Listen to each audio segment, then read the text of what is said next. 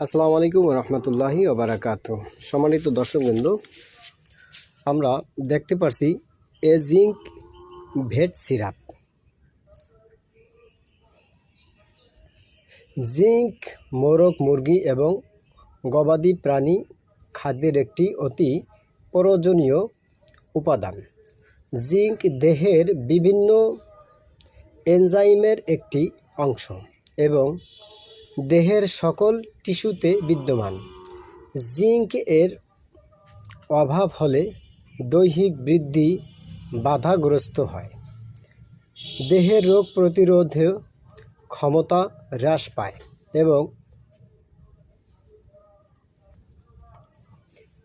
এবং অন্ত্রের ঝিল্লির গঠন ত্রুটিপূর্ণ হতে পারে। এটি উপাদান প্রতি 5 মিলিতে আছে 10 মিলিগ্রাম মৌলিক জিঙ্কের সমতুল্য জিঙ্ক। সালফেট, মনোহাইড্রেট, ইউএসপি ও ব্যানানা ফ্লেভার পরিমাণ মতো। আপনার নির্দেশনা সেটা হলো হাড়ের গঠন মজবুত করাতে, দ্রুত দৈহিক ওজন বৃদ্ধি করাতে, ডিমের উৎপাদন ও ফার্টিলিটি বৃদ্ধি করতে, রোগ প্রতিরোধ ক্ষমতা বৃদ্ধি করাতে, সঠিকভাবে লোম পালক গজানো এবং সৌন্দর্য বৃদ্ধি করাতে, ডায়রিয়া চিকিৎসার সহযোগী আপনার হিসাবে, রুচি বৃদ্ধি করাতে।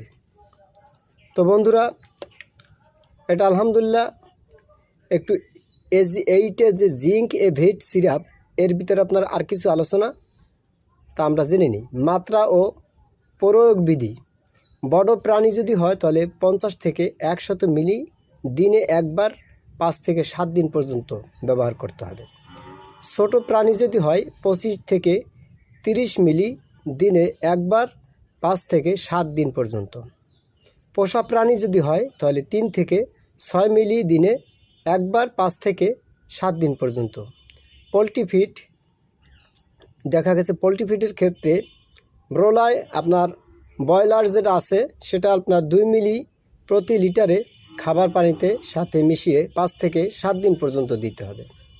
তারপরে লেয়ার 3 মিলি প্রতি লিটার খাবার পানিতে সাথে মিশিয়ে 5 থেকে 7 দিন পর্যন্ত দিতে হবে, অথবা ভেটেরিনারি চিকিৎসকের পরামর্শ অনুযায়ী ব্যবহার্য।